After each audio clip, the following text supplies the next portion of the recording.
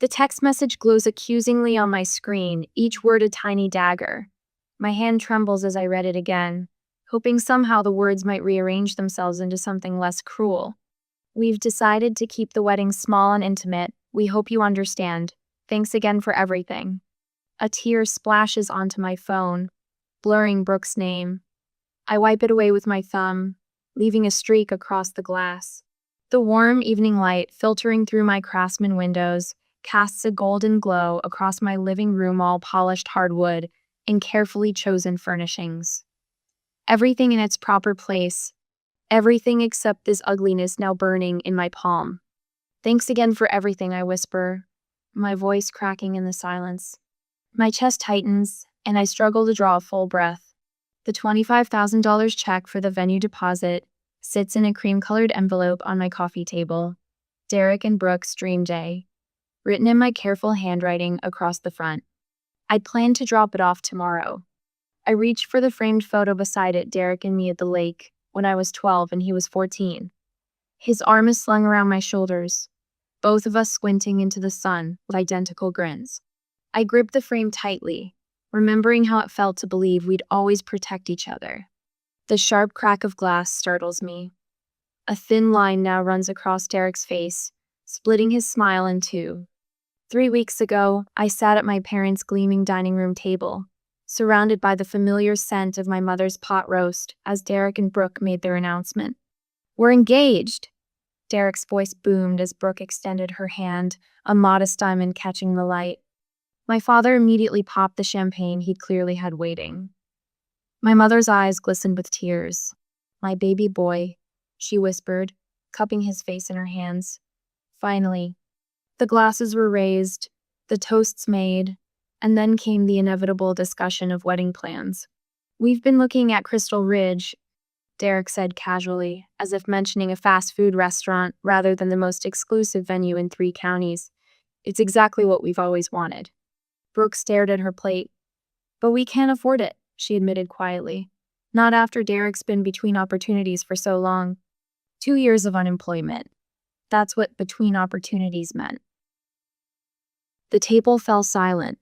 I saw the disappointment creeping into my mother's eyes, my father's tight smile. And something in me cracked open, that old familiar need to finally earn their approval. "I'll pay for it," I heard myself say. "The full venue deposit. Consider it my gift." The shock on their faces was almost worth it. For once, I was the center of attention at our family table. For once, Derek was hugging me like he meant it instead of the awkward pat and release I usually received. "You've always been so practical, Harper," my mother said, sounding genuinely surprised. "It's nice to see you being generous for once." For once.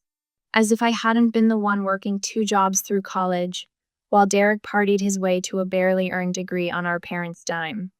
As if I hadn't climbed steadily through my firm, while Derek bounced between ill-conceived startups.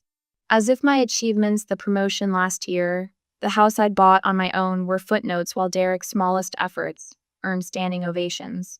"He's finding himself," my mother would say whenever anyone dared mention his latest failure. I'd found myself years ago, found myself alone. The signs were there from the beginning. Wedding planning meetings I wasn't invited to. Brooke's vague answers when I asked about my role. Derek changing the subject whenever I inquired about details. The venue selection I discovered through an Instagram post rather than a conversation. But I ignored them all, kept writing checks, kept hoping. My phone buzzes with another text. Derek this time. "You just don't really match the vibe we're going for. It's nothing personal." Nothing personal. As if excluding the person paying for your wedding could ever be anything but deeply, painfully personal. I call my mother with shaking fingers. "Harper," she answers, irritation already coloring her tone. "What is it?" "Did you know?" My voice sounds strange, hollow. "Did you know they were uninviting me from the wedding?" A heavy sigh. "Don't make this about you, Harper. It's their special day." "I'm paying for their special day. Just let it go." My father's voice cuts in from the extension. "You've always been so sensitive." They hang up before I can respond. I walk to my home office, wiping tears with the back of my hand. The folder labeled Wedding Expenses sits prominently on my desk. I flip it open, staring at the contracts, vendor agreements, and receipts all bearing my name, my signature. The legal holder of every single arrangement for a wedding I'm no longer invited to attend. For the first time since reading Brooke's text, something shifts inside me. The hurt doesn't disappear, but it moves aside just enough to make room for something new. Clarity. I hold all the power, and they have no idea. My phone feels heavy in my hand as I scroll through old text messages. I need evidence that I'm not crazy, that this betrayal wasn't sudden but methodically planned. There it is, a conversation from 3 months ago. My mother's words leap from the screen. Derek thinks it might be best if you're not there. You tend to outshine him. I had brushed it off then as another of her offhand comments, the kind that land like paper, cut seemingly small but surprisingly painful. I swipe the screen, eyes burning from a night without sleep. The wedding website loads with a cheerful chime that mocks my raw nerves. Soft pastels frame Derek and Brooke's engagement photo, his arm wrapped possessively around her waist, both beaming at the camera. I scroll to our story and feel my breath catch. After years of saving and planning our dream wedding, the words blur as my vision swims. Derek and Brooke are proud to have created this special day through their own hard work and dedication. Not a single mention of my $25,000 venue deposit. Not one acknowledgement of the catering bill I paid last week. Their own hard work apparently includes cashing my checks. Instagram delivers the next blow. A series of photos appear under the hashtag Brooke's Bachelorette. There's my mother raising a champagne flute at an upscale restaurant. Brooke wearing a rhinestone tiara, surrounded by laughing women I half recognize from family gatherings. Even my cousin Melissa, who I had lunch with just 2 weeks ago, appears in several photos, her arms slung around Brooke's shoulders. No invitation had arrived for me, not even a casual mention that it was happening. I keep scrolling, masochistically cataloging each exclusion. A cake tasting at the bakery I researched and recommended. A venue walkthrough where Derek stands pointing at something while my father nods approvingly. All events I paid for but wasn't deemed worthy to attend. My email pings. A message from Crystal Ridge Events. Miss Evans. Per the groom's request, we've removed your access credentials from our planning portal. All future communications will go directly to Derek and Brooke Evans. Thank you for your understanding. Alan Martinez. Event manager. The groom's request. I say the words aloud, testing their weight. A notification appears. Brooke has accidentally shared her private wedding Pinterest board with me. I open it immediately. There, beneath a photo of bridesmaids in sage green dresses, Brooke's comment stabs deep. Thank God Harper won't be there in one of her power suits, making us look bad. Already talked to Derek about making sure she's uninvited. My phone buzzes with Derek's text. Mom and Dad agree it's better this way. My mother follows immediately. Just send the final payment and we'll handle everything. I call my father 3 times. First voicemail. Second voicemail. Third declined. The doorbell rings. Emma stands on my porch, wine bottles in each hand, concern etched across her features. You sounded terrible on the phone, she says, brushing past me. I brought reinforcements. As I show her the texts, the website, the emails, her face hardens. They've been using you your whole life, she says, anger tightening her voice. But this is a new low, even for them. My phone rings. Jackson from Legal at Work. I've reviewed those contracts you sent, he says without preamble. You're legally entitled to cancel everything. Everything? My voice sounds small. Every single vendor. You're the contract holder. Not Derek, not Brooke, not your parents. You. Emma's eyes meet mine. The wedding is in 10 days, she says quietly. 200 guests, I add. If I do this, I'll be the villain in the family story forever. And if you don't, Emma challenges, they'll know they can take whatever they want from me. The realization settles like stone in my stomach. My dignity has a price tag, and apparently it's exactly $25,000. My hand doesn't shake as I dial Crystal Ridge Events. Alan Martinez speaking. This is Harper Evans. I'm calling about my brother's wedding. A pause. Yes, Miss Evans. How can I help? I explain the situation, simply and without embellishment. When I finish, the silence stretches. I'm sorry that happened to you, Alan finally says, his voice softening. Family can be complicated. I haven't spoken to my brother in 5 years. What happened? I ask before I can stop myself. Similar situation. I worked myself to the bone helping him start his business. When it succeeded, suddenly I wasn't professional enough to be included. Alan clears his throat. Some people only value what you provide, not who you are. His words hit with a clarity of truth. What are my options if I need to cancel? I ask. The contract states a 30% penalty if canceled by the contract holder, he explains. Which would be you? I hadn't noticed this clause perhaps because I never imagined needing it. I like to keep our conversation confidential for now, I say, feeling a curious lightness spread through my chest. Of course. The understanding in his voice is unmistakable. Family politics. I get it. After we hang up, I open my laptop and create a new document titled Wedding Contracts. Methodically, I list every service I've paid for, every contract in my name, every receipt.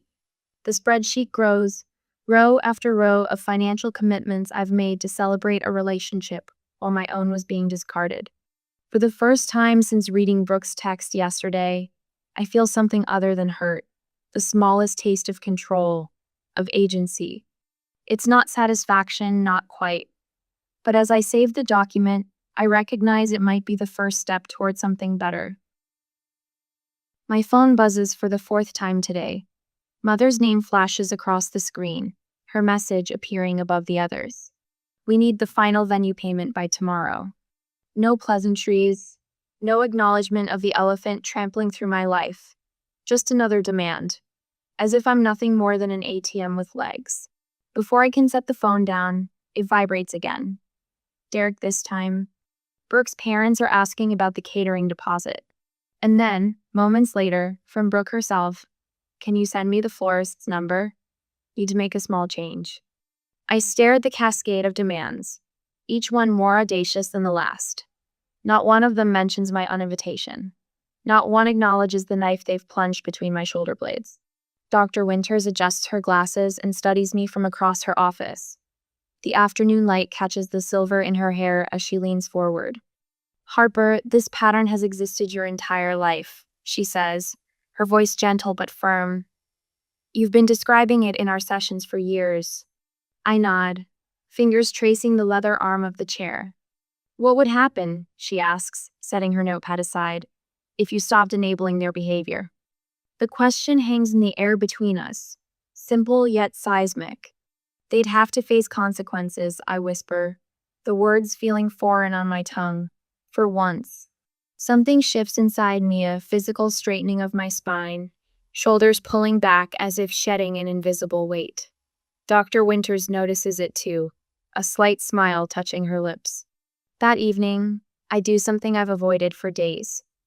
I call my mother directly instead of responding to her text. She answers on the second ring, irritation already coloring her tone. Harper, I've been waiting for you to transfer the final payment. I'm not sending any more money until we discuss my role in the wedding. I say, my voice steadier than I expected. A beat of silence then.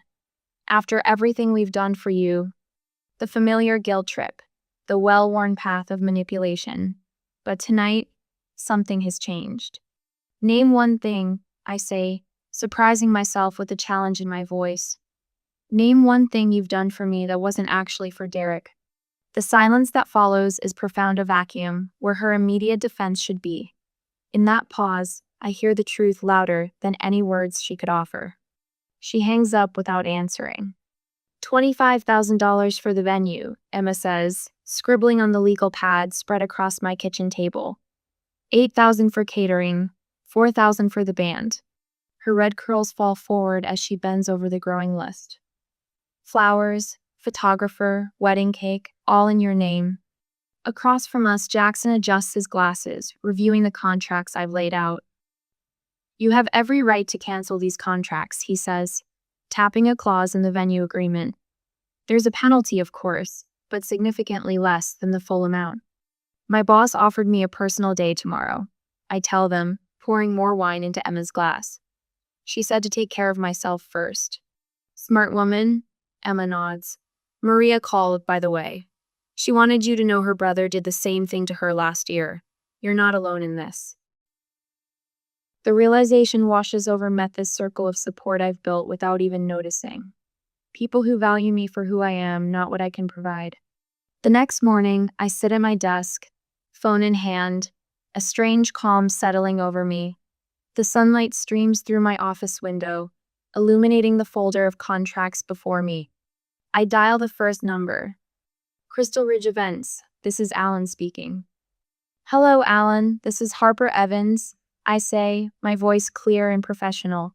I'm exercising my right to cancel as contract holder for the Evans-Mitchell wedding. A pause, then understanding. Of course, Miss Evans, I'll need to prepare the paperwork. There will be a cancellation fee of 30%. I understand. Please confirm the cancellation in writing. One by one, I move down the list. Greenfield Catering? I need to cancel services for the Evans-Mitchell wedding. Yes, I'll hold for your manager. Summit Photography? I'm calling regarding contract E-349. I need to cancel immediately. Garden District Florist? This is Harper Evans. I need to cancel the order for May 8th. With each call, a weight lifts. Each cancellation confirmation arrives in my inbox, methodically forwarded to a folder labeled documentation. By noon, it's done. The wedding that was never meant to include me now no longer exists. That evening, alone in my bedroom, something unexpected happens. A laugh bubbles up from deep inside me, genuine, almost foreign after days of tears and tension. It starts small, then grows until I'm holding my sides, the absurdity of it all finally hitting me. I grab my phone, scroll to a playlist I haven't touched in months, and hit play. Lizzo's Truth Hurts fills the room, and I find myself moving to the beat, dancing across the hardwood floors and sock feet. I just took a DNA test. Turns out I'm 100% that bitch. I sing along, voice cracking but spirits soaring. The collapse comes mid-twirl, me knees giving way, body folding onto the edge of my bed as tears flow freely. But these aren't tears of grief. They're relief, washing away years of accommodation and apology. When I wake the next morning, something has changed. The clarity and calm I feel aren't transient guests but permanent residents. For the first time in years, perhaps, ever, I'm breathing without the weight of family expectation crushing my chest. I've created a folder with all receipts and communications. I tell Jackson over coffee at my kitchen table. We're preparing for the inevitable fallout. Emma nods approvingly from the counter where she's setting up my laptop. Your email auto-response for family members is ready. Short, professional, and utterly final. I press record on my phone. This is Harper Evans, May 1st, 2025. Summary of events regarding the Evans-Mitchell wedding. My voice is clear as I document everything, creating a record even my mother couldn't dispute. Later that afternoon, I meet Alan at the venue. His sympathetic expression tells me he understands more than he said. I wanted to explain the situation fully, I tell him, handing over the final paperwork. He nods, placing it in a crisp envelope. They haven't responded to any of our calls. They're hoping I'll change my mind. I say, the realization no longer painful. Alan hesitates, then offers. I'll deliver the cancellation notice personally. Sometimes people need to see the consequences of their actions. As I'm leaving, my phone pings with a notification. A Venmo request from Derek sent months ago that I'd somehow missed.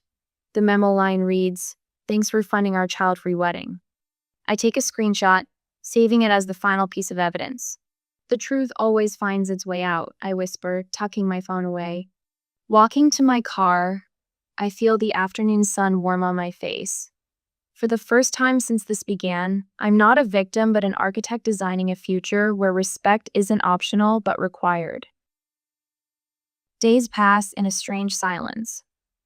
My phone buzzes incessantly with notifications, but I don't respond. Derek, 17 messages. Mom, 23 calls. Dad, 3 terse voicemails. Brooke, a flurry of increasingly panicked texts. I place my phone face down on my desk at work and focus on the quarterly projection spreadsheet, numbers lining up in perfect, predictable columns. Behind me, through the glass wall of my office, life continues, colleagues laughing, printers humming, coffee brewing. 2 days until the wedding that isn't happening, and I'm the only one who knows it. Harper? My assistant pokes her head in. You have a visitor.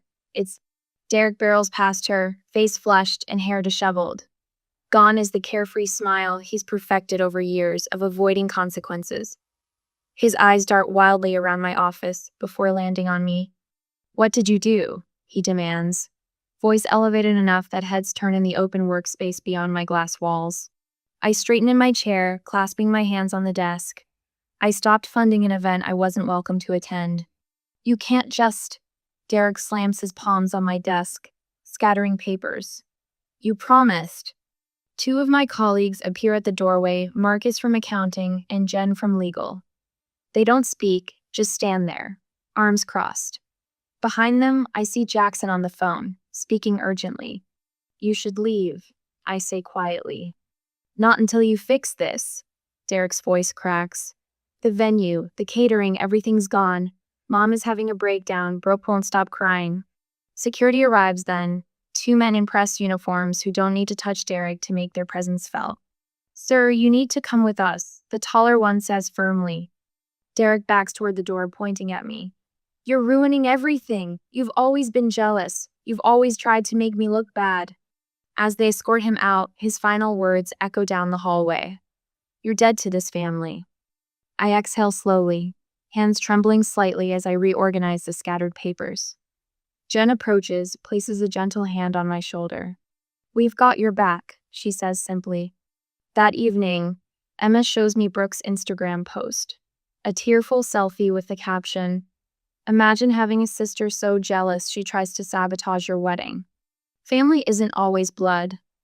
Already hundreds of sympathetic comments, distant relatives and high school friends taking sides without knowing facts. Your mother called the Robertsons, Emma reports, scrolling through her phone. The Robertsons family friends for 20 years. She's telling everyone you're having some kind of breakdown. My phone chimes with texts from Aunt Judith, Uncle Martin, even my second cousin Terrell variations on what's going on and are you okay? And can't you just make peace for one day? I say nothing. Pour another glass of wine. Emma grins suddenly, turning her phone to show me a photo she just posted. The 2 of us at dinner last week, smiling genuinely. Caption: Supporting my friend through family betrayal. Sometimes the strongest people are the ones who finally say enough. Jackson sent a cease and desist letter regarding defamation, she adds. My boss texted his support hours ago. Take all the time you need. Our firm stands behind our people. Even Alan from the venue called to say he's been correcting the story when contacted. I told them the contract holder exercised their legal right to cancel. Nothing personal, nothing dramatic. The morning before the wedding day that isn't, my phone buzzes with a call from an unknown number. Brooke's father. Harper? Phil Henderson here. His voice is strained. Brooke's parent. We had no idea you were funding everything. They told us they'd been saving. I say nothing. Is there anything we can do? He asks finally. I end the call without answering. An hour later, a text from my mother. What will people think of us? Not, I'm sorry. Not, we were wrong. But, what will people think? My father's voice comes next, the first time I've heard it in days. Harper, let's talk about this rationally. There must be a solution that works for everyone. Derek's text arrives last. We were wrong to exclude you. Please come to the wedding. We found a backup plan. City Hall tomorrow at 2. We need you there. Each message rings hollow, focused entirely on appearances rather than genuine remorse. I read them all twice, then set my phone aside without replying. When my colleague asks about the situation at lunch, I simply state, I was uninvited from an event I was paying for. No embellishment, no emotion, just facts. That evening, a formal invitation arrives by email cream-colored background. Flowing script. Derek Evans and Brooke Henderson invite you to witness their marriage. City Hall, 2 p.m. When I don't respond, Alan texts. Just confirm they're using City Hall at 2 p.m. tomorrow. Small ceremony, reception canceled. I type back, thank you. Will you still be able to deliver the notice? His response comes immediately. Absolutely. As we discussed, I set my phone down and look out my window at the setting sun. Tomorrow, the truth will finally have its moment in the light. Not with drama or vengeance, but with the simple, undeniable weight of consequences finally finding their rightful owners. The city hall steps feel cold under my sensible heels. I stand across the street, watching the confused guests file in. Most wear expressions that match their hastily assembled outfits, bewildered, slightly rumpled, questioning. A text message wedding isn't exactly what they had envisioned when they'd marked their calendars for Derek and Brooke's dream day at Crystal Ridge. I check my watch. 1:57 p.m. 3 minutes until the ceremony. 3 minutes until I walk into a room full of people who have no idea I'm the reason they're gathering in this stark government building, instead of the elegant venue with panoramic mountain views I'd selected and paid for. The memory of Derek's text burns in my mind. You just don't really match the vibe we're going for. It's nothing personal. A passing businessman gives me a curious glance, and I realize I've whispered the words aloud, the bitterness leaking out despite my resolve to remain composed. I straighten my charcoal gray dress, simple, elegant, deliberately understated. Nothing that could be accused of outshining the bride. Inside, the scene is exactly as Alan described. A single sad bouquet of convenience store flowers adorns the justice of the piece's podium. 20-some metal folding chairs have been arranged in uneven rows. My parents stand near the front, mother continuously smoothing her silk blouse, as if proper fabric tension might somehow restore order to the situation. Derek and Brooke stand together near the window, their eyes darting to the door every time it opens. The tension radiating from them is almost visible, like heat waves rising from summer asphalt. I slip in quietly, nodding politely to several distant relatives who notice my arrival. The collective exhale from my family is audible even from the back row where I settle myself. Hands folded neatly in my lap. Crisis averted, they think. Harper has come to her senses. Mother rushes over, her pearls clacking against each other in her haste. Thank goodness you came to your senses, she whispers, the exact words I'd anticipated. Her hand grips my shoulder with unnecessary force, as if she might physically hold me in place should I consider bolting. We're family, I say simply, the words hollow as a dead tree. Derek appears next, bending close to my ear. We can talk about rent later, he murmurs, his eyes not quite meeting mine. I wonder if this is his version of an apology, or simply financial damage control. Brooke follows, offering an air kiss near my cheek, careful not to actually make contact. So glad you could make it, she says, her smile strained to breaking point. No acknowledgement of my exclusion. No genuine remorse. I simply nod. None of them notice that I haven't actually accepted their non-apologies or promised forgiveness. They see what they need to see: compliant Harper. Reliable Harper. Harper who won't make a scene. The justice of the peace clears his throat, and everyone takes their seats. The ceremony begins with all the warmth of a tax audit. Derek shifts from foot to foot. Brooke clutches her bodega bouquet so tightly that a few petals float to the floor. They exchange stilted vows about honor and cherishing, words that sound particularly ironic given recent events. They're midway through the ring exchange when the heavy oak door creaks open. Alan enters, his tailored suit and confidence stride drawing all eyes. He carries a cream-colored envelope identical to the one that had sat on my coffee table just days ago. The one that had contained a $25,000 check and all my foolish hopes of family connection. My heart pounds against my ribs as he walks directly to the center of the room. I apologize for the interruption, Alan says, his voice clear and professional. I'm Alan from Crystal Ridge Events. The confusion in the room is immediate. Guests exchange glances. Brooke's father half rises from his seat. "This is your official notice of breach of contract," Alan continues, opening the envelope and removing several official-looking documents. He hands copies to both Derek and Brooke, whose faces have drained of all color. "These are the cancellation penalties as outlined in your agreement. The total amount of $8,000 is due immediately to avoid further legal action." He pauses, then adds pointedly, "You should have treated your sponsors better." The silence that follows feels like the moment after glass, shatter suspended, dangerous, irreversible. Brooke's mother is the first to speak. "What is he talking about? What sponsors?" My mother steps forward, hands fluttering. "There's been a misunderstanding. Who was paying for this wedding?" Brooke's father demands, his voice cutting through the growing murmurs. For the first time since entering City Hall, I stand. Every eye turns to me, and I feel oddly calm, like I've stepped outside myself to watch this scene unfold. I say clearly, until I was uninvited by text message. The room falls completely silent. I can hear the ancient wall clock ticking away seconds that feel like individual eternities. "I didn't ruin your wedding," I continue, my voice steady. "I just stopped funding your lie." Derek's face contorts through a series of emotion: shock, anger, embarrassment, and finally, a dawning horror as he realizes what's happening.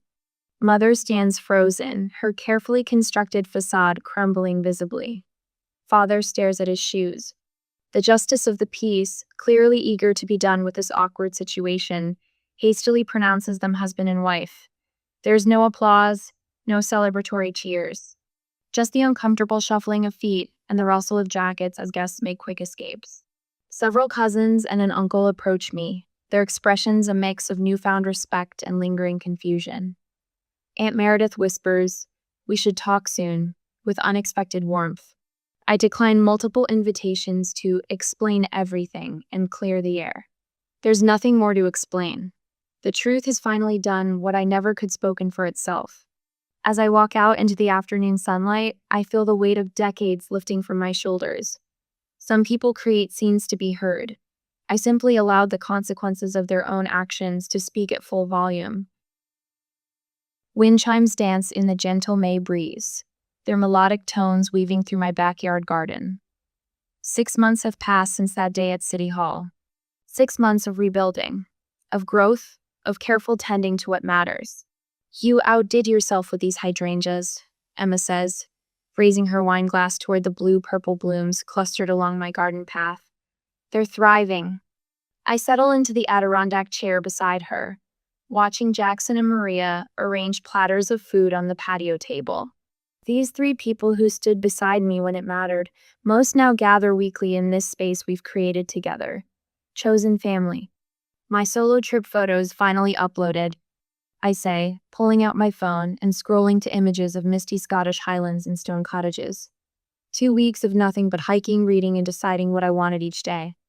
Emma swipes through them, pausing at one of me standing atop a windswept cliff, arms outstretched, face tilted toward the sun. "You look free," she observes. "My counselor says I'm making good progress." I admit, learning to prioritize my peace isn't selfish, it's necessary. Jackson joins us, setting down a tray of lemonade glasses tinkling with ice. Speaking of progress, I finally told my brother I won't be financing his 3rd startup attempt. His voice carries the same quiet certainty I've been cultivating. "Use that script you shared from your therapist." We raise our glasses in an impromptu toast. "To choosing your own family," Maria says, her smile genuine as sunshine, and to Harper, who showed us all how it's done. The conversation shifts as we eat, but I find myself reflecting on the diverging paths my biological family has taken. Derek and Brooke's marriage is struggling, no surprise given its foundation. My mother has called 3 times, each message carefully avoiding any acknowledgement of her role in what happened. "Just checking in to see if you're over it yet," as if betrayal were a head cold to recover from. What did surprise me was the letter from my father that arrived in yesterday's mail. 12 handwritten pages of genuine reflection and, most shocking, an apology without qualifiers. I've read it twice but haven't decided yet whether to respond. Some bridges might be worth rebuilding. Others might need to remain crossed. My phone buzzes with a text from my cousin Elaine. Planning my wedding for next spring. Could we talk? Would value your advice on avoiding family drama. I consider this for a moment before typing, I'd be happy to talk about healthy boundaries. Coffee next week? 6 months ago, I would have been asked for a check. Today, I'm being sought for wisdom. The difference feels significant. You seem lighter, Maria observes, studying my face. Less tense. She's right. The constant knot of anxiety that lived between my shoulder blades has loosened. My boss noted it too when he announced my promotion last month. Your confidence has transformed your work. Instead of financing someone else's dreams, I've established a small fund for the local women's shelter. The director's eyes widened when I explained it was specifically for women rebuilding lives after family betrayal. Many don't leave because they can't imagine surviving alone, she told me. Your story helps them see possibility.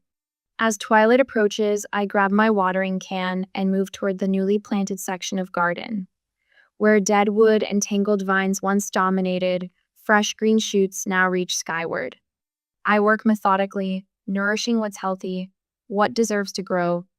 Sometimes, I say to no one in particular as the setting sun gilds everything in warm light, the healthiest thing you can do is stop nourishing relationships that poison you. Through my open windows, laughter spills from my kitchen where my friends, my real family, are preparing dessert.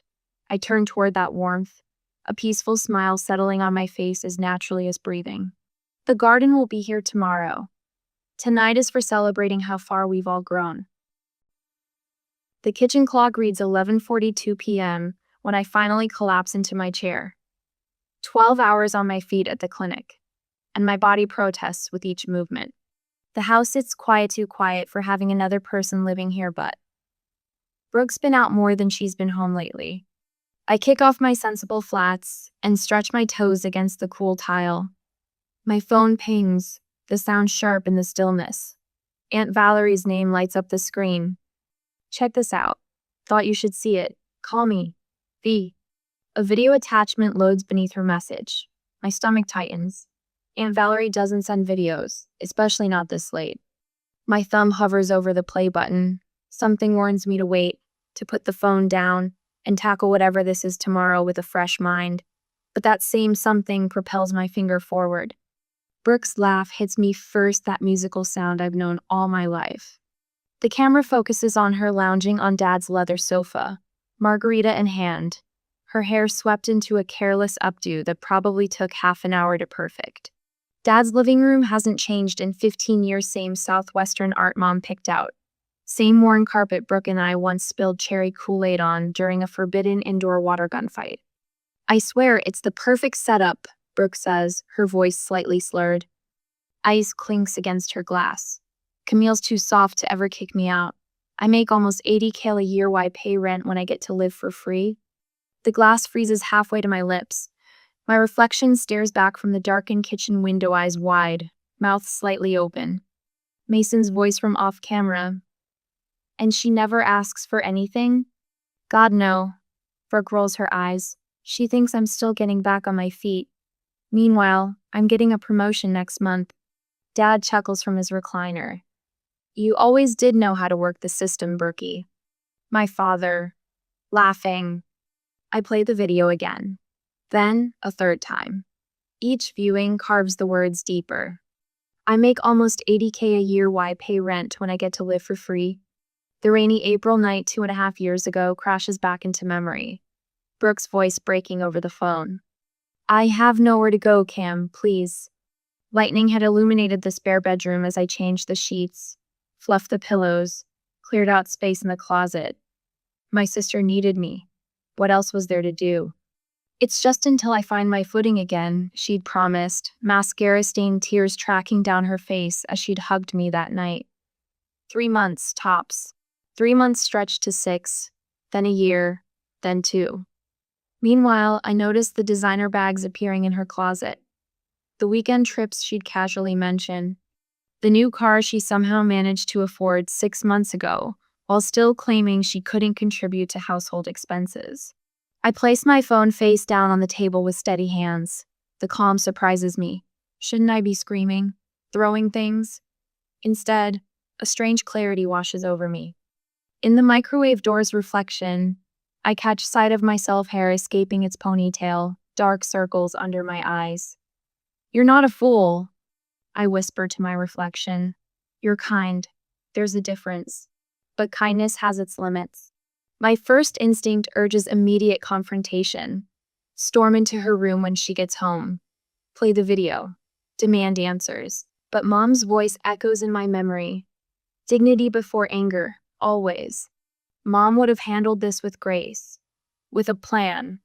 I pick up my phone and type a response to Aunt Valerie. "Thanks. Please don't say anything. I'll handle it." 4 deep breaths. In through the nose, out through the mouth. Like the meditation app that's supposed to help me sleep. With each exhale, pieces of a plan form in my mind. Morning comes too quickly.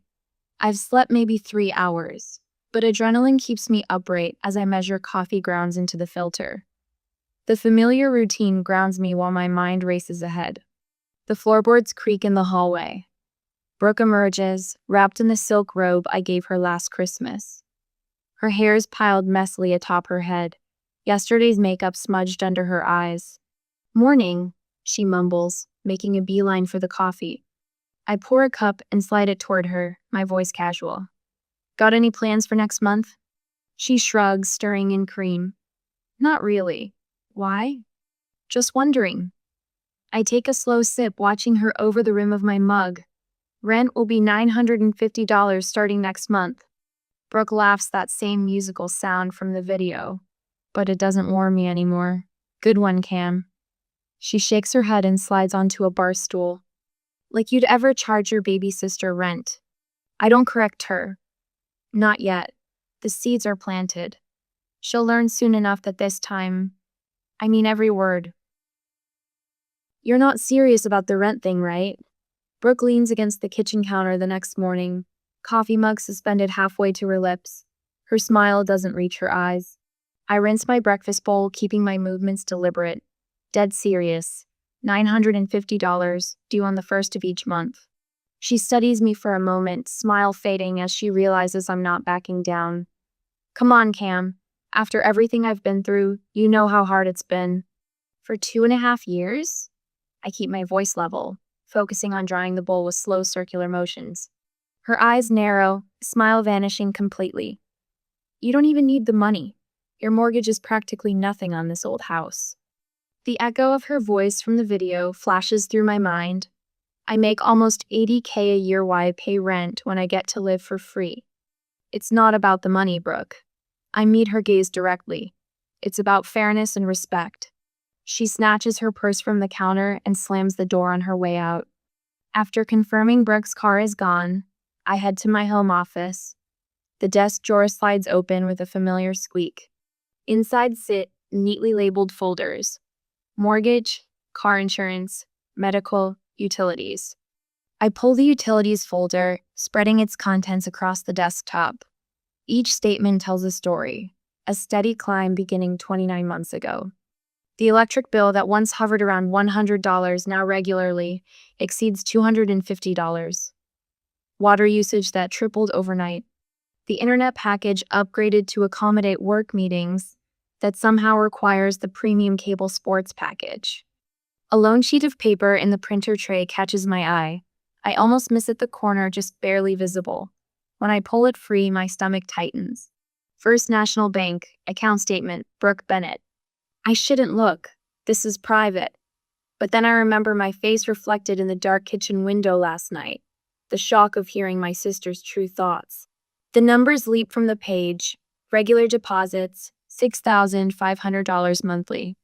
Current balance, $41,237.84. My hands tremble slightly as I open my laptop. A quick search for Brooke's employment and salary range brings up employment sites and reviews. Marketing manager at TechStart Solutions.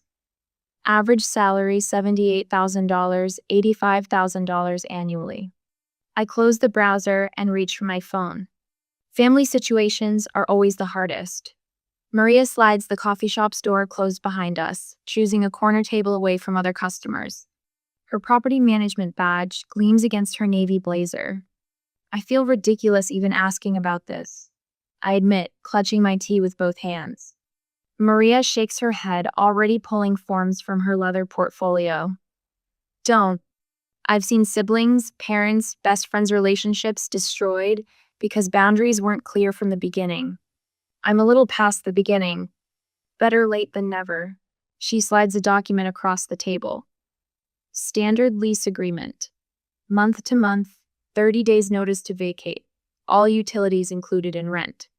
My eyes skim the legal language clauses about damages, prohibited activities, grounds for eviction. I need this to be by the book, I say quietly. Maria's gentle warning comes with a squeeze of my hand. She won't take this well, Camille. The first of the month arrives with deceptive calm. I schedule the email to deliver at noon, when Brooke is surely at lunch with colleagues. Subject line: lease agreement, urgent action required. By evening, the house vibrates with tension. I sit cross-legged on my bed, door firmly closed, reading the same paragraph in my novel for the 8th time.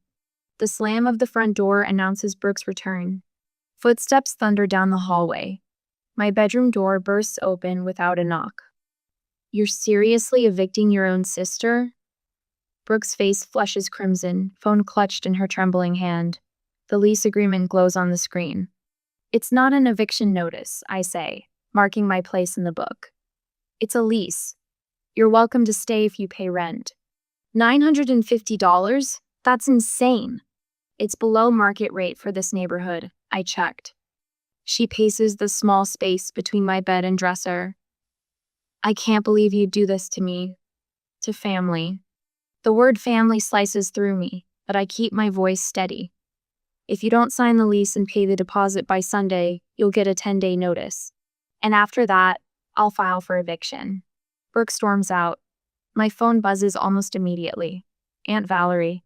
I hear World War I-II has officially begun, she says when I answer. News travels fast.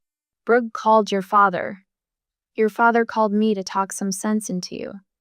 Valerie's sigh carries years of family dynamics. And will you? I ask, suddenly uncertain. Talk sense into you? Honey, you're the only one making sense. She pauses. This isn't the first time she's done this. My breath catches. What do you mean? Before she came to you, she stayed with your cousin Rachel for 8 months. Before that, with your Uncle Jim for almost a year. Same story each time, just getting back on her feet. The revelation settles over me. I wasn't special, just the latest target, the longest-lasting one. You're doing the right thing, Aunt Valerie says into my silence. Someone had to break the cycle. As I hang up, I realize my hands have stopped shaking. The cafeteria buzzes with the typical hospital lunch rush, but I've claimed my corner table near the window. A turkey sandwich sits half-eaten beside my notepad where I'm jotting down patient follow-ups. My phone vibrates against the metal table, the sound sharp enough to make me jump. Unknown number. My thumb hovers over the decline button, but something tuition maybe makes me answer instead. The text appears without preamble. You should see what Brooke's been saying about you. I thought you should know. My throat tightens. Attached are multiple screenshot images, thumbnails too small to read. Everything okay, Camille? Dr. Reeves asks, pausing at my table with his coffee. Fine. The word comes out strained. Just work stuff. He nods and moves on. I tap the first screenshot, time slowing as it loads. A group chat. Names I recognize: Brooke Mason, 2 of Brooke's friends from college. Dates spanning back 19 months. My hands tremble as I scroll, words leaping from the screen and burrowing under my skin. Brooke. Sis thinks she's helping me, but she's really just my mommy sponsor. 19 reactions, laughing emojis. Mason. She's still buying that just until I get back on my feet line? Brooke. Totally. Meanwhile, I just got approved for that Amex Platinum. Don't tell St. Camille. More scrolling. More screenshots. My chest constricts. A photo of Brooke lounging on my couch, glass of wine in hand. Home alone again. Camille's pulling another double shift while I binge watch her Netflix and drink her fancy wine. Another photo, Brooke wearing my mother's pearl earrings. Borrowed these from Camille's jewelry box. She never wears them anyway. My mother's pearls. The ones I keep wrapped in her handkerchief. I scroll faster now, each message a fresh cut. Brooke, just told Camille I can't afford to chip in for groceries this month. Allie, seriously? After that shopping spree you posted? Brooke, she never checks my Insta. Besides, I'm booking Bahamas next week. Need to save somewhere. The last screenshot. Dated yesterday. Brooke, Camille's getting weird about money lately. Might need to amp up the sad sister routine. Think crying would work? Mason, works every time with her. She's such a pushover. Brooke, that's why I love her. The sandwich turns to sawdust in my mouth. I lock my phone, slide it into my pocket, and walk woodenly to the bathroom. Inside a stall, I press my forehead against the cool metal door and breathe. Deep breaths that do nothing to stop the burning behind my eyes. 2 years. 2 years of mockery shared among friends while I worked double shifts, bought groceries, paid the mortgage.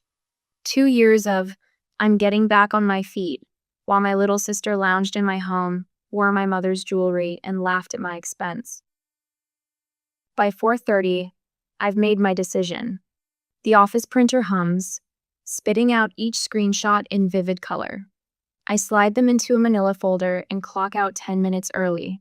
At home, I arrange them in chronological order across the kitchen table. The evidence of betrayal forms a Timelinea museum exhibit of my foolishness. I place a clean mug beside them, fill the coffee maker with Brooke's favorite hazelnut blend, set it to brew but don't turn it on. The front door, usually locked, I leave unlatched. Then I drive across the street to the small park with the duck pond. From my car, I have a clear view of our driveway. The afternoon light turns golden, then dusky, as I wait. At 6:17, Brooke's car pulls in. Shopping bags dangle from her arm as she pushes through the front door. Through the living room window, I watch her silhouette freeze at the kitchen entrance. I give her 3 minutes before I cross the street. The front door opens silently under my hand. Brooke stands motionless at the kitchen table, one shopping bag puddled at her feet, the other still clutched in white-knuckled fingers. I made coffee, I say quietly, moving to the machine and pressing the brew button. Thought we might need to talk. Camille. Her voice cracks. Where did you get these? Does it matter? The coffee maker gurgles between us. These are private conversations. Someone is clearly trying to cause trouble. Are they lies? I ask, the calmness in my voice surprising even me. Brooke's mouth opens and closes. She drops the second shopping bag, designer logos tumbling against each other. You don't understand. It's just jokes. It doesn't mean anything. We were just blowing off steam. For 2 years? You're overreacting. This is completely. You're wearing mom's pearls in that picture. My finger taps the photo. The ones you know I save for special occasions. The ones you told me last Christmas you'd never touch because they meant too much to me. Her hand flies to her neck, where the pearls were in the photo. You could have just thanked me instead, I say. Something shifts in Brooke's eyes. The mask falls away. Her chin lifts, defensive posture becoming offensive. Thanked you? For what exactly? For playing the martyr every single day? You've always wanted to be Saint Camille, haven't you? Always so responsible, so perfect. Well, congratulations. You got exactly what you wanted. Everyone thinking how wonderful you are for taking in your poor, helpless sister. I never saw you that way. Of course you did. Her voice rises. Poor Brooke can't keep a job, can't manage her money. Meanwhile, I'm making more than you. I just didn't see why I should waste it on rent when you were so desperate to help. Each word confirms what the screenshots revealed, not just exploitation, but resentment. My steadiness infuriates her more than any reaction could. You resented me for helping you? The question comes out soft, genuinely puzzled. I resented you for acting like you're better than me, for thinking I needed your charity. I never thought. Save it. She snatches her phone from her purse. I'm calling Dad. I don't stop her. She puts it on speaker, pacing the kitchen floor. Daddy? Camille's lost it. She's throwing me out. Dad's voice crackles through the speaker. What happened? She found out about the jokes. Someone sent her screenshots. A heavy sigh from my father. I told you to be more careful about what you text, Bricky. Not, I told you not to mock your sister. Not, I told you to be grateful. Be more careful. Just smooth it over until you find another place, he continues. You know how sensitive Camille can be. Brooke's eyes meet mine over the phone, a flash of triumph in them. You had 2 years to treat me with respect. I say, loud enough for Dad to hear. You chose jokes instead. I reach over and end the call. And in the sudden silence of our kitchen, surrounded by evidence of my sister's betrayal and my father's complicity, I realize that family isn't what I thought it was. Not anymore. Brooke's bedroom door remains locked all morning. No shuffling footsteps, no running water, not even the familiar ping of her phone notifications breaking the silence. I press my ear against the wood once, then feel ridiculous. This isn't high school. I brew my coffee and settle at the kitchen table with my laptop, the spreadsheet of household expenses open beside me. The numbers don't. Utilities doubled since Brooke moved in. Groceries tripled, not to mention the replacement costs for things that mysteriously broke or disappeared. By afternoon, Brooke emerges as if nothing happened. Her hair freshly washed, makeup perfect, wearing the cream sweater she borrowed from my closet last month. Hey, she says, voice carefully casual. Making a sandwich, want one? I shake my head, watching as she pulls ingredients from the refrigerator I stocked last weekend. We should talk about the lease, I say. She slices tomatoes with precise movements. I've been thinking about that. Maybe I could help with groceries sometimes. She glances up with a practiced smile. That seems fair, right? The lease states $950 per month due on the 1st. The knife pauses mid-slice. Come on, Cam. After everything that's happened, you can't seriously expect me to. I'm not discussing this again. Her eyes fill with tears too quickly, too perfectly placed to spill without smudging her mascara. She's used this expression since we were kids, the one that made Dad rush to fix whatever troubled his baby girl. I thought you cared about me, she whispers. The words that once would have sent me scrambling to reassure her now bounce off something solid inside me. I do care. That's why I'm no longer enabling you. She abandons the half-made sandwich and retreats to her room. The door closes with careful restraint, the kind that takes more effort than slamming it. My phone buzzes an hour later. Dad's number. 3 hours after that, headlights sweep across my living room wall. The crunch of tires on my gravel driveway, a car door slamming with more force than necessary. I'm already standing when the doorbell rings. Dad fills the doorway, still in his work clothes, lines etched deep around his mouth. He doesn't move to hug me. Where's your sister? He asks, stepping past me into the entryway. Hello to you too, Dad. He remains standing, refusing my gesture toward the couch. His eyes scan the living room, the same inspection he gave my college apartments, looking for flaws. This has gone far enough, Camille. What has? You know what? His jaw tightens. Brooke called me in tears. A lease agreement? An eviction threat? Your sister's family. This isn't how we treat family. Something clicks inside me, the final tumbler in a lock falling into place. Is mocking me behind my back how family treats each other? He shifts his weight, eyes darting toward Brooke's closed door. Girls have their little jokes. Did you laugh when she told you I was too soft to ever kick her out? A muscle jumps in his cheek. You've always been overly sensitive.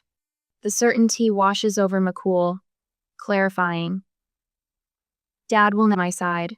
Not against Brooke. Not even with video evidence. I think you should go, I say. Not until you fix this. There's nothing to fix. He stares at me like I've grown a second head. She's your sister. Yes, I nod. And I'm your daughter. The words hang between us. He blinks first, turns, and leaves without another word. The next morning, I call a locksmith while Brooke is at yoga. Maria sits at my kitchen table, real estate contracts and camera equipment spread before her. This system connects to your phone, she explains, untangling cords. Motion activated, cloud storage. Are the cameras really necessary? My stomach knots at what this has become. Maria meets my eyes. You're not dealing with the sister you grew up with anymore. You're dealing with someone who sees you as an obstacle. The locksmith finishes in less than an hour. I hand over my credit card, ignoring the twist of guilt. Change your banking passwords too, Maria advises, and check your credit report. I spend the afternoon photographing valuables Mom's jewelry, my laptop, the silver serving pieces Aunt Valerie gave me when I bought the house. I catalog everything in a spreadsheet, storing it alongside the video evidence. My phone buzzes with Aunt Valerie's text. Landed. Be there in 30. She arrives as the technician finishes installing the last camera, rolling her suitcase into the guest room that will be hers for the next week. Her silver hair catches the afternoon light as she unpacks with brisk efficiency. The social media storm started an hour ago, she says, passing me her phone. Brooke's Instagram post shows her red-rimmed eyes, a carefully composed selfie with my house in the background. When your own sister throws you out with nowhere to go, family betrayal. Homeless. The comments flood with sympathy. The message notifications on my own phone blink urgent like cousins, distant relatives, mutual friends demanding explanations. She's edited screenshots of your texts, Aunt Valerie continues, scrolling through her feed, quite creative with what she's deleted. My chest tightens. Should I respond? Tell my side? Aunt Valerie hands me a glass of water.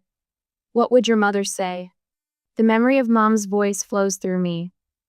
The truth doesn't need defending, Camille. It just needs time. She'd tell me to stay quiet.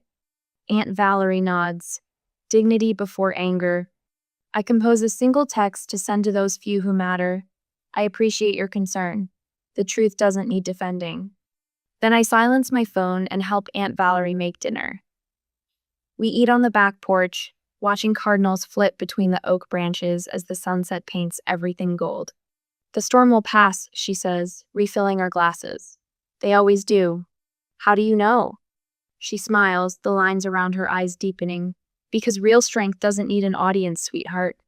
The chirp of a cardinal punctuates her words like agreement. For the first time in days, my shoulders drop away from my ears. The key turns in the new deadbolt with a satisfying click. Aunt Valerie settles at my kitchen table, a mug of Earl Grey warming her hands. Her silver hair catches the morning light as she nods toward the window. She'll be here soon, she says. My stomach tightens, but my voice stays steady. I know. The kitchen stands spotless, everything in its place, nothing left to chance. A folder containing Brooke's lease agreement, bank statements, and property documentation waits on the counter. Evidence. Protection. Tires crunch on the gravel driveway. Car door slams. Footsteps approach hurried, angry. The doorknob rattles, followed by the sound of a key scraping uselessly against new tumblers. 3 sharp knocks, then pounding. Camille, open this door right now. I meet Aunt Valerie's eyes. She gives a single nod. When I open the door, Brooke's fist hangs midair. Her makeup can't hide the dark circles under her eyes, the flush of anger creeping up her neck. You changed the locks? She pushes past me into the entryway. You can't lock me out of my own home. The words land like stones between us. 2 years ago, they might have worked at me backpedaling with apologies. Not anymore. My home, I correct her, voice quiet but firm, with clear documentation. I gesture toward the kitchen where Aunt Valerie waits, all legally binding. Brooke spots Aunt Valerie and freezes. What's she doing here? Moral support, Valerie says, sipping her tea. This is ridiculous. Brooke pulls out her phone. I'm calling the police. You can't just lock someone out of their residence. Go ahead, Aunt Valerie says, setting down her mug. I'm sure they'll be interested in reviewing your lease agreement, the one you never signed. She pauses.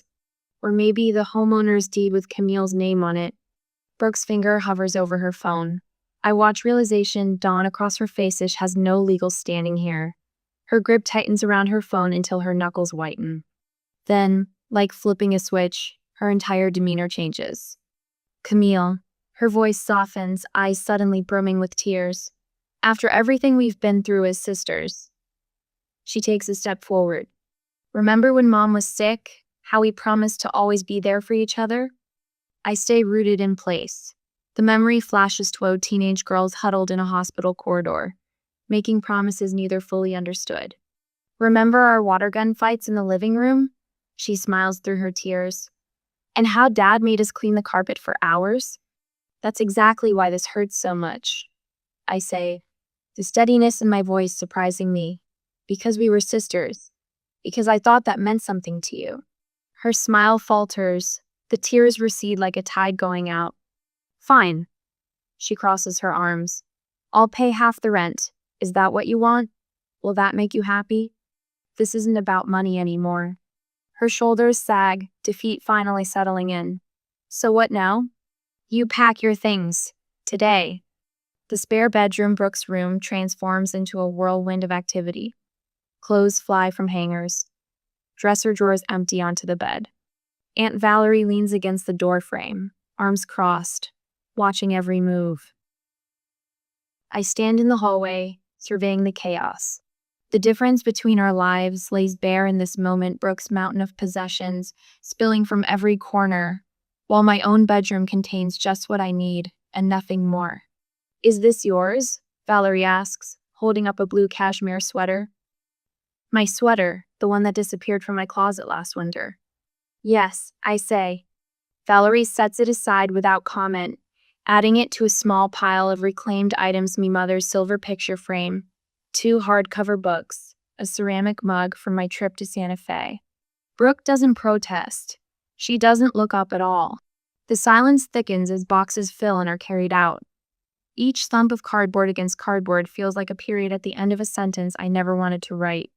From my bedroom window, I watch Brooke's friend Mason load the last box into his truck.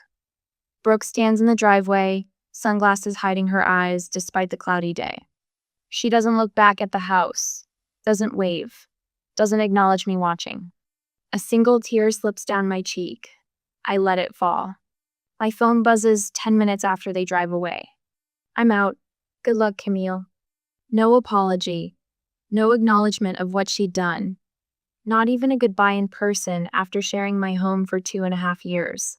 Tomorrow, I'll change my phone number. Tonight, I block her on every social media account. The letter to Dad explaining my decision to step back from both of them sits sealed in an envelope on my desk, ready to mail. That evening, I walk through each room of my house. The quiet wraps around me strange at first, then gradually comforting. In the kitchen, bare countertops gleam. The living room looks bigger somehow. The spare bedroom sits empty, stripped of all traces of my sister. Looks better already, Aunt Valerie says, joining me in the hallway. So why does it still feel weird? The question comes out smaller than I intended. Valerie's hand finds my shoulder, her grip firm and steady. Because she's your sister, she says. But that doesn't mean she was good for you. I nod, letting the truth of those words settle into the spaces Brooke left behind. Sage green walls brighten my living room now. The October sunlight streams through windows no longer blocked by Brooke's collection of throw pillows. 6 months, and the house finally feels like mine again. Past the bruschetta, Maria reaches across my new oak dining table, the old one sold after too many memories sank into its grain. I slide the platter toward her, watching my friends pass dishes and swap stories. No undercurrents here, no hidden meanings. Just the gentle rhythm of people who want nothing from me except my company. This room looks twice as big, Aunt Valerie says, glancing around. Amazing what happens when you don't have someone else's life spilling everywhere. The spare bedroom stands transformed too. Gone are the makeshift closet racks and piles of Brooke's overflow. My reading nook breeds a single armchair, a lamp, and shelves of books I'd kept in boxes for years. Camille?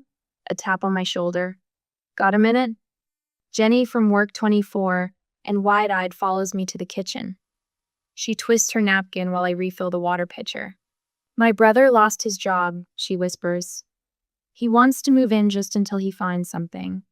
But it's been 3 weeks and he hasn't sent out a single application. I set the picture down. 6 months ago, I'd have offered reassurances about family sticking together. Now I see the worry lines forming between her eyebrows. The kindest thing I did, I tell her, was recognize when kindness became enabling. But he's family, she says, the eternal excuse, which means he deserves your honesty more than your spare room. Later, when everyone's gone, I flip through my journal. Early entries bleed with hurt ink pressed too hard against paper. Later pages breathe easier. A line from last month jumps out. Family, those who celebrate your joy, not just share your name. My phone dings. I check the notification without the stomach clench that once accompanied every alert. Just a reminder about Thursday dinner with the group. The weekly tradition started as accident and solidified into healing. We take turns hosting different houses, but the same honest conversation. 3 weeks later, I straighten my scarf in Aunt Valerie's hallway mirror. Thanksgiving crackles with tension even before I enter her dining room. Camille. Dad rises halfway from his chair, a gesture of respect that surprises us both. Brooke doesn't stand. Her gaze skims over me, landing somewhere past my left shoulder. Aunt Valerie squeezes my arm and whispers, "You're doing fine." Dad tries twice during dinner to manufacture reconciliation. "Remember when you girls put food coloring in the mashed potatoes? And your mother always loved seeing you two together." I pass the cranberry sauce. Answer questions about work, compliment the turkey. But when Brooke asks if I'm still in that little house, I look her directly in the eyes. Yes, it fits me perfectly now. The space between us spans more than the table's width. But the distance brings relief, instead of pain a clean break, healed stronger than the original bone. To boundaries, Pauline raises her glass Thursday night. My chosen family crowds around a table that never knew Brooke's laughter or my father's judgments. Aunt Valerie has found her place here too, between Maria and Rick. She brings deviled eggs and straight talk, both appreciated equally. "When did you know you'd be okay?" asks Jenny, who finally told her brother no. The question hangs. A year ago, I'd have rushed to fill the silence. Now I let it breathe. The day I realized, I say finally, that self-respect isn't selfishness. Late evening, and I sit alone with a glass of Cabernet. My reflection in the window looks back, a woman I'm still getting to know. The shadows under her eyes have faded. She holds her shoulders differently. On the side table, Brooke's letter sits unopened. 3 days now, and I haven't felt ready. Not because I fear what's inside, but because I know it can't change what matters. I trace the envelope's edge. I'll read it someday, when curiosity outweighs indifference. For now, I sip my wine and nod at my reflection. I'm not the fool she thought I was. Not anymore.